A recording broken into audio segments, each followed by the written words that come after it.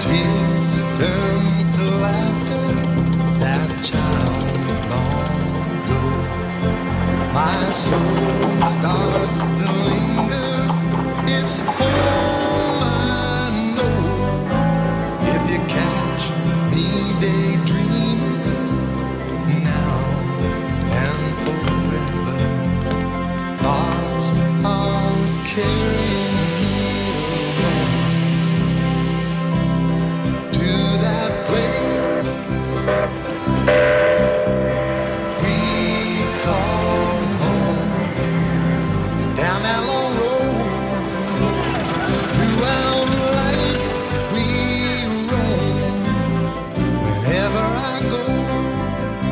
the setting of author Ernest Buckler's Canadian classic, The Mountain and the Valley. The home of Joshua's slogan, the first man to circumnavigate the globe alone. Annapolis County's saga is draped like a tapestry over the bones of an ancient landscape. From the rugged Fundy coast to a utopian river basin lies a complexity of stories, past and present. In this episode of Sketches, we'll travel a terrain as diverse as the people who inhabit it, from Margarettsville to Bear River to Granville Ferry, Bridgetown, and, well, to Paradise. This jewel of Nova Scotia is a land as big as its legends. Explore it with us, why don't you, for an experience not soon forgotten.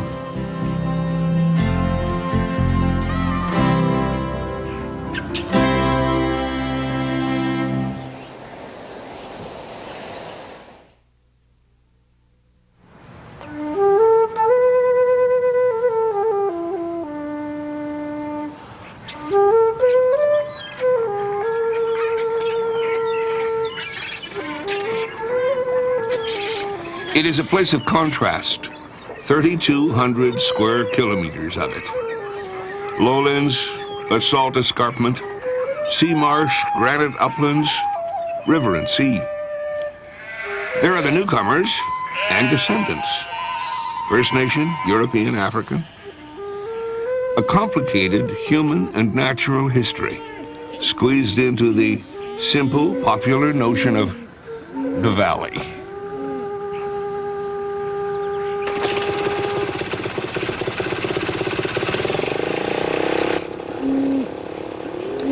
The valley is real, while at the same time mythological. A place of poets and dreamers. A place of Bernie Rector and his flying machine.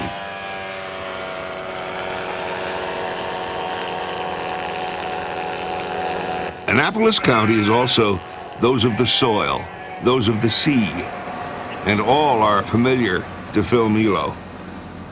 I'm come from away, in the sense that I was born and raised in Granville, but my parents weren't native to Granville, so they were come from a ways.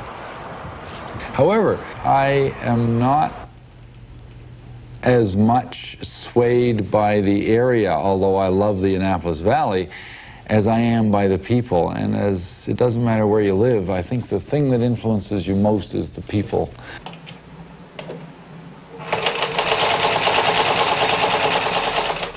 Throughout the county, there are the keepers of tradition. Here, quilting and hooking become an analogy for the intricate weaving of social history. A social history that plays out in a setting re-energized daily as the Bay of Fundy breathes the highest tides in the world through the lung of the Annapolis Basin.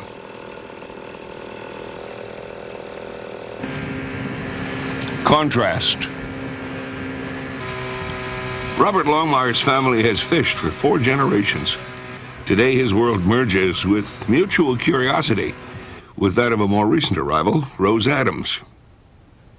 A lot of my work has been, the artwork isn't just isolated from the community, but a lot of my work has been about painting outside. My last show about the garden, it was really important to me that all the paintings were done out in the garden. It was a way over 2 years to meet the community, because lots of people come and say, what are you doing? You know, how is this? You paint like this, and what's this about? And now the work that I'm doing about myself and my relationship to the sea, it is about community too, because I've asked the fishermen, come and bring me fish specimens. Whatever they know that I haven't painted yet, they bring whenever they've got it, whatever's dead in the traps. And it's important to me that it's dead already so that I'm not killing another one for my drawing. Ginny Prue's wonder lies in the natural environment. From my clothesline, I can look down at my pond and have to check to see how many lilies are open today, and then it's just too much of a temptation. I have to go down the hill through my wildflower patch, and then that's not quite enough, and I have to go on and look down in the meadow and see what's happening in the meadow, and go on from there. And then I said, well, I wonder how the things are up in the hedgerow, and I head off up the hill, and I have a hedgerow there where a lot of native plants are growing. If I'm lucky and the rest of the household is lucky, I might come back in time for lunch.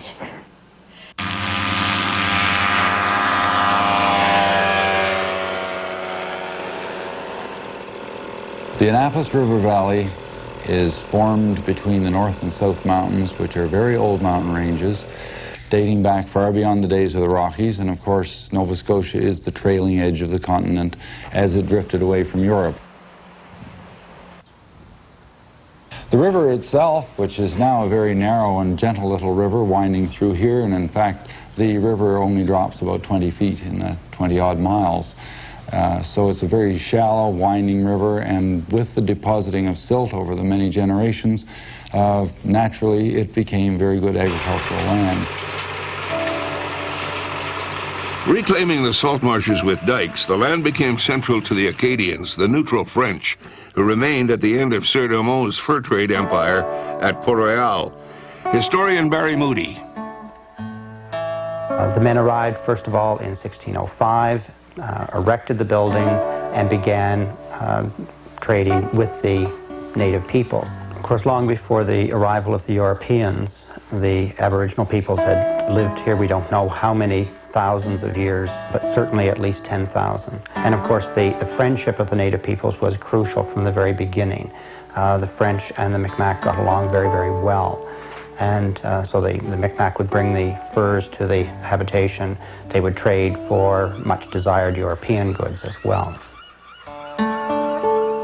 So you have employees of the fur trading company coming into the region, but the fur trade, by the mid-1640s, it basically is dead. So this group become, really over the next few decades, independent farmers. Technically, of course, none of them really own the land that they're occupying because there are various claims, and the Scots still own it, some English merchants claim to own it, the French government claim to own it.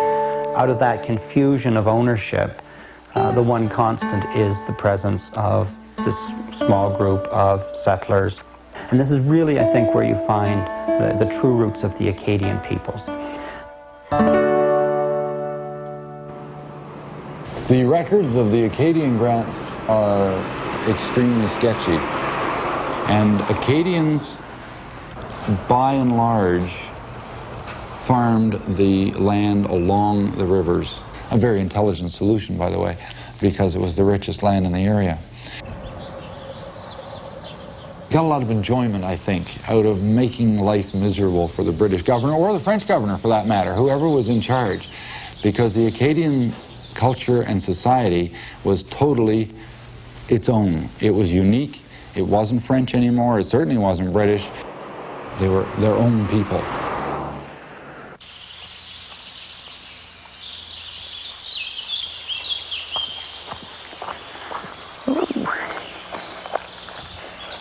Now that's an orchid from Europe. It was introduced in the middle 1800s in the United States, north-central United States, and it's taken until 1985 to get to Nova Scotia.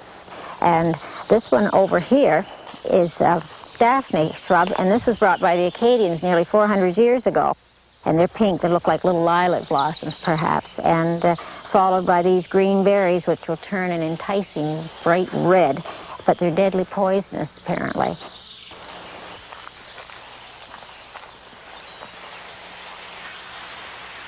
Well, this is the Fundy Shore, and it's part of Annapolis County that I'm very fond of. It's always changing here. The tide, if it's in all the way out, it's a different landscape entirely.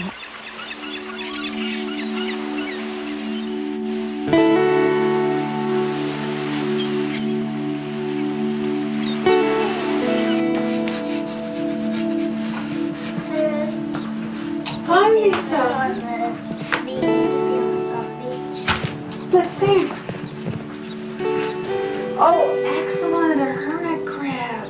I haven't done one of these yet. I just love the way these claws come down. It's starting to smell, isn't it? But nonetheless, I can do a good drawing of it. My friends Lisa and Andy, the children from across the road come almost every day, and children from down the road too, Jake and Lindsay come. And I think they know, well, they come in here, they have their own paper, they have their own pencils they can use, and they use my paint when I'm done and do their own work. But yeah, they're my friends. They tell me what's going on, and they relate to art with children's delight. You know, there's no pretensions, and they don't think it's weird to see an 8-foot painting of a skeleton. They think it's fun, or huge paintings of fish. They just take that in stride, and then it informs and influences the drawing that they do.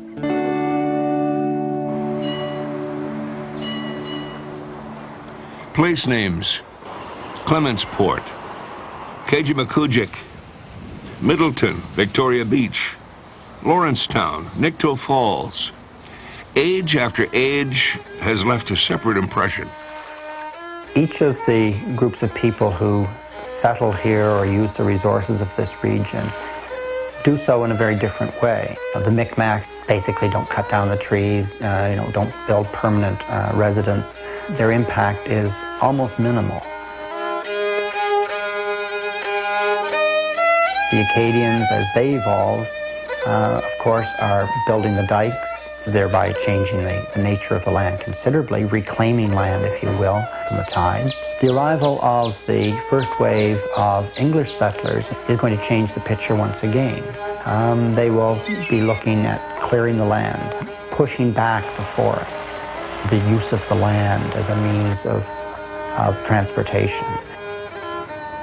So the land is changing. Each generation, each group of people leaves its mark in quite a different way.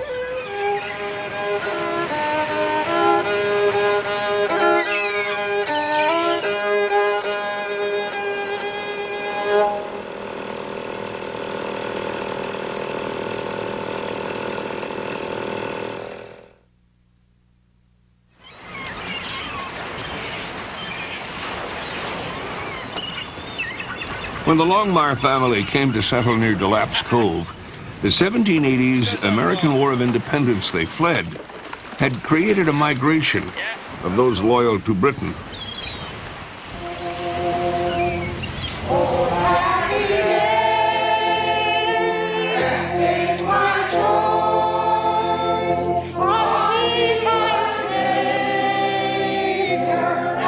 The black community, which originated in the region at the time of Champlain, was strengthened with the influx of indentured and free blacks who were part of the Loyalist move.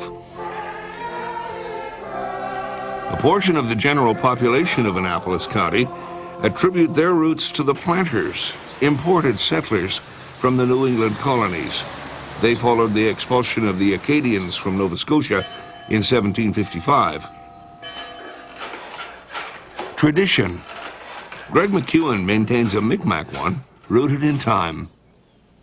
About 10 years ago, we decided we'd start making baskets. It was a good idea. My parents were both basket makers. And as I recall now when I work, I remember how they used to do certain things, and that's great influence on my work nowadays. Basically, we go into the woods and we find a fine-grained ash tree, and we have to cut those trees and split them up into quarters, eighths. Then we have to pound the stick on the bark side and the heart side, and eventually they do come apart, and the growth rings separate from the heat and the compression of the wood. So it's a difficult process, and it takes quite a long time in order to get to the point of even being able to weave the basket. I think that people are paying more attention nowadays to basketry. They are viewing it as art, and because that's what we view it as. We do make traditional baskets. Some of the baskets that we have now are 100 years old and they're still functional.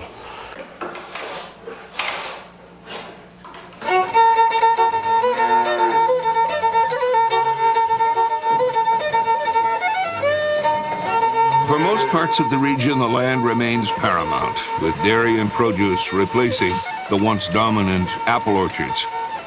In his diary of 1606-07, Samuel de Champlain notes the first planting of a grain field on the site of Fort Anne in Annapolis Royal.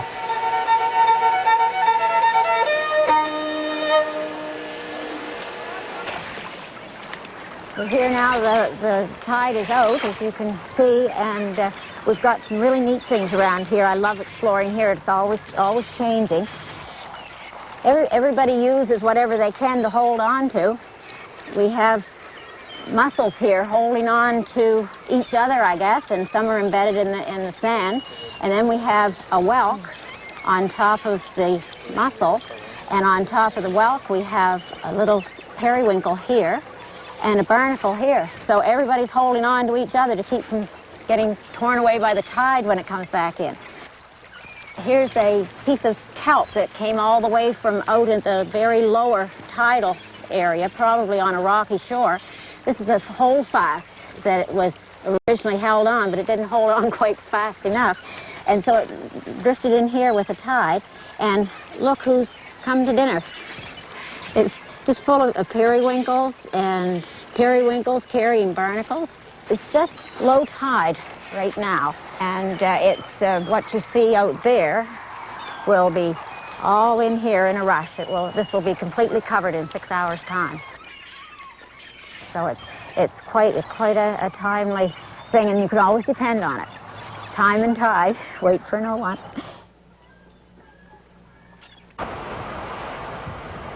My involvement as a surveyor in the Annapolis area came, first of all, as a citizen, but as a surveyor became intrigued with the older settlement patterns along the Annapolis River. And in the town of Annapolis Royal, one of the very old buildings along the waterfront, and I was asked to survey the property. And the deed was written in 1785. And the deed, trying to find out where the line would start, the point of commencement is, and I quote, "near to where a dike once stood." So all I can tell you is that the dike had long gone in 1785. Needless to say, in the 1970s, I found it a little bit hard to figure out exactly where the front of this property should be. We have some that really made no sense even in the day they were written. I have a deed that has its point of beginning as a hole in the ice, which really, even to the people in the day that wrote that, you would think that they would have tied it to a tree or something better than a hole in the ice. So when a gentleman sold a piece of land to a neighbor, and he and that neighbor said, "We'll write it up," and they wrote up a deed that says, "Beginning at the place where you and I was standing yesterday," they knew exactly where that was. And their families knew where it was. And everybody in town knew where it was. But in the 20th century, nobody knows where it was.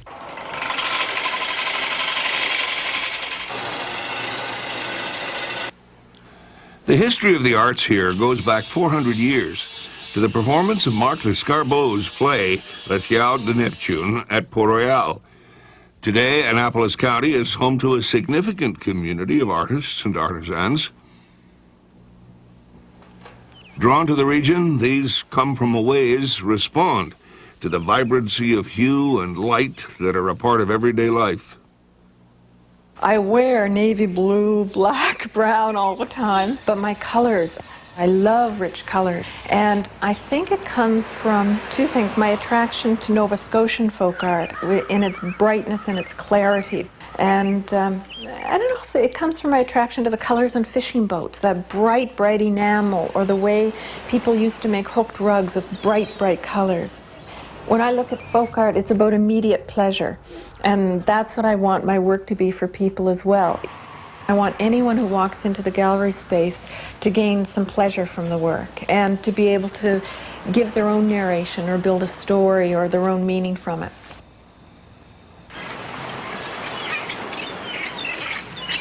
Gathering pleasure, enrichment from the world around us. Oh, look what we have here.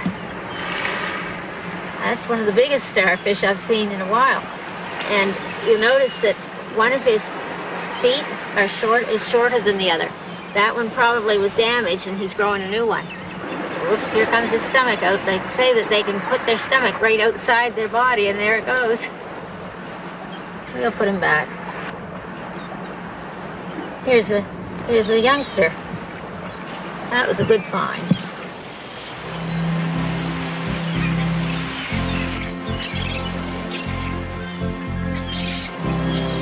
I can say that the natural world has certainly enriched my life. Just seeing things happen the way nature intended. I have grandchildren coming along, and I love sharing what I have learned with my grandchildren, and with them learning this at an early age, perhaps they may do something wonderful with it.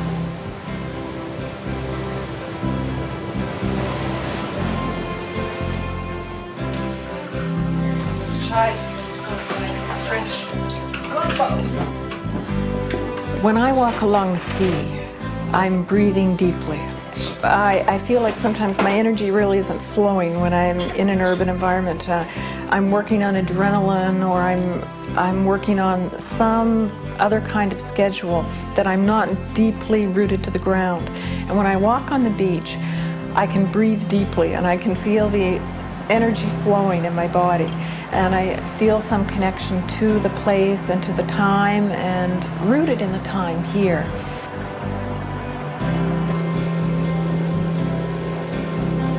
A human history, evolving within the dynamic of glacial valley, volcanic upland, river and sea.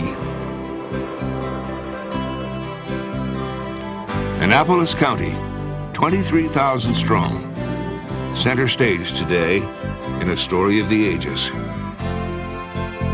We love to complain about the government, we love to complain about the weather, and we love to complain about the state of the fishing.